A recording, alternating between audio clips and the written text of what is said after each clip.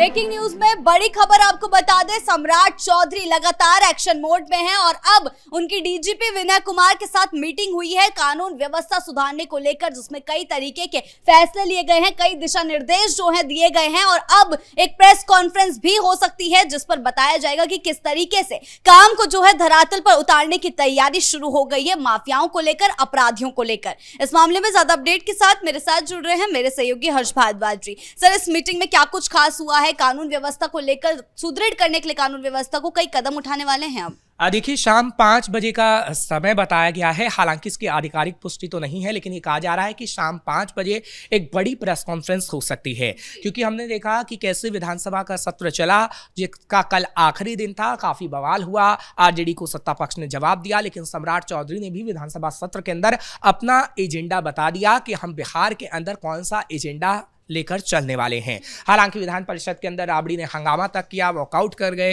विपक्षी पार्टी के तमाम लोग। लेकिन हाँ, इस वक्त ये कहा जा सकता है कि अब जब सत्र खत्म हो चुका है और सत्र में जो तमाम बातें कही गई है कि हम जिस एजेंडे पे काम करेंगे, अब उसे धरातल पर उतारने की तैयारी हो रही है। हमने back to back 4 meeting DGP Vinay Kumar के साथ सम्राट चौधरी की देखी है, लेकिन ये कहा गया है कि जो सूत्रों के हवाले से खबर है कि कल रात सम्राट चौधरी की डीजीपी विनय कुमार के साथ एक मीटिंग हुई है और मीटिंग में तमाम जो एजेंडे हैं उस पर बातचीत हुई है कि कैसे माफियाओं को बिहार से खत्म करना है और कैसे अपराधियों को आगे आने वाले समय में ऐसी सजा देनी है जिससे और अपराधियों में खौफ पैदा हो, जो कि अपराध करने से पहले 10 बार सोचें। क्योंकि सम्राट चौधरी को विधानसभा के अंदर हमने देखा था जब आरजेडी के एक विधायक की तरफ से कहा गया कि आप तो बुलडोजर बाबा हो गए हैं, लेकिन उन्होंने कहा कि हम बुलडोजर बाबा नहीं, हम सम्राट हैं। तो सम्राट चौधरी कहीं ना कहीं अपने तरीके से काम करेंगे। हाँ, उत्तर प्रदेश के मॉडल को जरूर अपनाया गया है, उस मॉडल पर जरूर काम किया जा रहा है, लेकिन सम्राट चौधरी का अपना एक ओहदा है और सम्राट चौधरी अपने मन मुताबिक ही काम करेंगे, क्योंकि अब गृह विभाग उनके पास है। गृह विभाग जब उनके पास है तो वो कहीं ना कहीं ऐसा काम करना चाहते हैं ताकि आगे आने वाले समय में सम्राट चौधरी एक बड़ा फेस और बन जाए, क्योंकि अभी तो वो है बीजेपी का एक फेस, लेकिन काम भी आपको ऐसा करके दिखाना होगा जो वादा आपने चुनावों के अंदर किया था।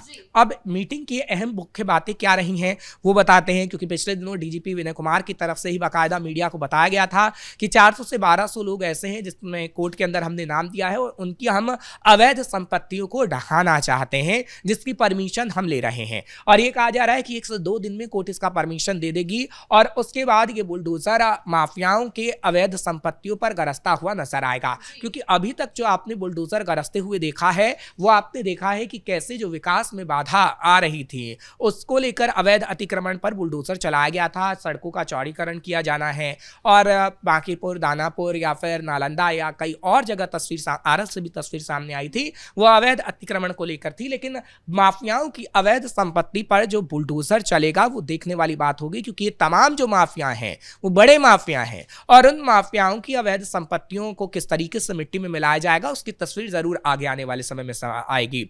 दूसरी बात जो अहम पॉइंट रही है वो अपराधियों के खात्मे को लेकर रही है कि अपराधियों को एक तो सजा कैसे दिलाई जाए और अपराधियों में खौफ पैदा कैसे किया जाए। क्योंकि देखिए, बिहार में लालू सरकार जब रही तो इतना जंगल राज रहा कि अपराधियों में कोई खौफ नहीं था, लेकिन जब से नीतीश कुमार आए 2005 के बाद हमने देखा अपराध धीरे धीरे कम हुआ। लेकिन अब बिहार के अंदर अपराध का अंत होना है, जो कि सम्राट चौधरी की तरफ से कहा गया है कि हम बिहार में अपराध का अंत करके रहेंगे और अपराधियों में खौफ पैदा करेंगे। जब तक आप अपराधियों में खौफ पैदा नहीं करेंगे तब तक बिहार के अंदर अपराध खत्म नहीं होगा, क्योंकि अपराधी अपराध करने से पहले 100 बार सोचे। उसके दिमाग में ये होना चाहिए कि आगे आने वाले समय में उसका खात्मा हो सकता है, आगे आने वाले समय में वो उम्र कैद की सजा काट सकता है। अगर उसमें ये डर रहेगा तो वो अपराध करने से 100 बार सोचेगा। और इसी के तहत हमने देखा था कि शिवदत्त रॉय जैसे बड़े अपराधी का एनकाउंटर भी हुआ।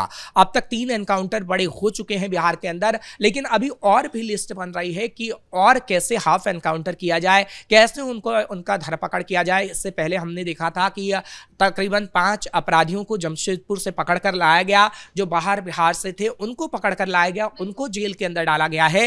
लेकिन बार बार हम जिस 5000 की लिस्ट की बात कर रहे हैं, 5000 की लिस्ट में जो पिछले दिनों सम्राट चौधरी और डीजीपी विनय कुमार की मीटिंग में बनाई बनाई गई थी, क्या उसमें ऐसे कुख्यात हैं जिनको पकड़ने में मुश्किलातों का सामना बिहार के अंदर करना पड़ेगा पुलिस को? क्योंकि देखिए उत्तर प्रदेश के अंदर जब ऐसी तस्वीरें पेश की गई थी तो पुलिस को थोड़ी मुश्किल जरूर हुई थी। आपने विकास दुबे का एनकाउंटर देखा, उससे पहले हमने देखा कि कैसे पुलिस को कड़ी मशक्कत करनी पड़ी थी, हालांकि काफी बवंडर हुआ था उत्तर प्रदेश के अंदर। कई ऐसे नाम है उत्तर प्रदेश के अंदर, जब उनका अंत हो रहा था तो उत्तर प्रदेश में बवंडर हुआ और पुलिस को परेशानी का सामना तक करना पड़ा, क्योंकि कुछ ऐसे बुद्धिजीवी लोग आ जाते हैं सामने, कुछ ऐसे विपक्ष के नेता सामने आ जाते हैं जो कहीं ना कहीं उनका एक छाया स्वरूप बन जाते हैं कि हाँ, वोट बैंक के चक्कर में हम उनके लिए एक छाया बन जाते हैं और उनको बचाने का काम करेंगे। बिल्कुल, बिल्कुल। अपराधियों को लेकर और माफियाओं को लेकर तो शिकंजा कसा ही जा रहा है, साथ ही महिलाओं को लेकर भी कई तरीके के कदम उठाए जा रहे हैं ताकि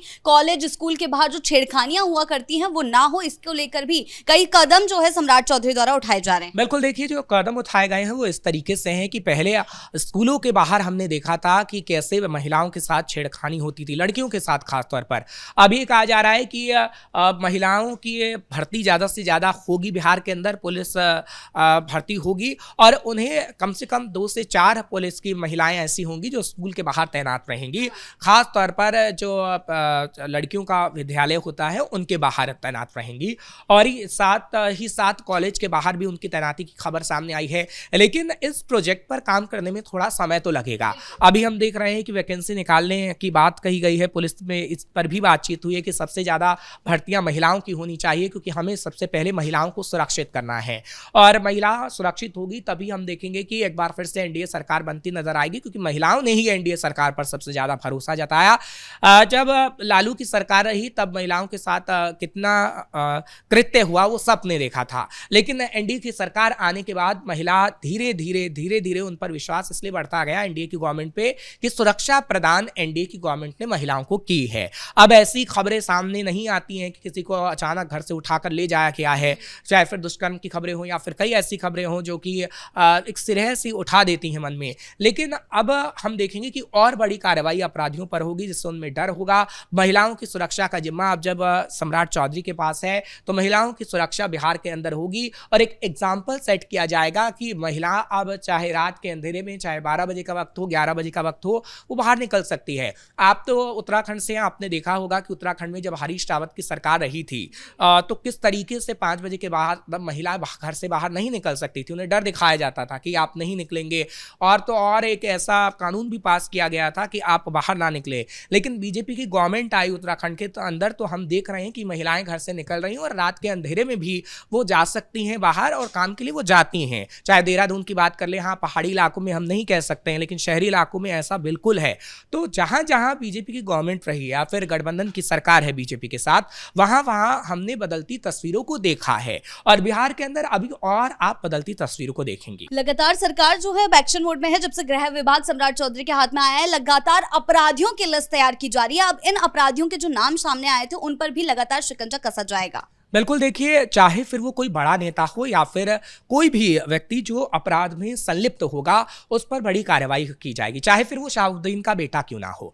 आप अभी देख रहे हैं आनंद से चाहे विधायक बन गए हों लेकिन अभी वो जेल के अंदर है। अगर आपने अपराध किया है तो आप जेल में होंगे, अगर आपने अपराध किया है तो आप पर कार्रवाई होगी। ये एनडीए का सुशासन है, नीतीश कुमार का सुशासन है। और अभी हम देख रहे हैं कि ये तमाम बड़ी लिस्ट हैं जिसमें शाहबुद्दीन के बेटे का नाम भी शामिल है, क्योंकि उसने ऐसे कृत्य किए हैं जिसके कारण उसे अभी जेल में जाना पड़ सकता है। अभी वो जमानत पर बाहर है 12 से 13 मामलों के अंदर। तो कई लोग ऐसे हैं जिनकी लिस्ट तैयार की गई है और उन लिस्टों को क्या प्रेस कॉन्फ्रेंस के माध्यम से बताया भी जाएगा कि अपराधियों में खौफ पैदा हो और अपराधी दर दर भटकें। और क्योंकि उत्तर प्रदेश में जब लिस्ट जारी की गई थी तो अपराधियों में हड़कंप मच गया था।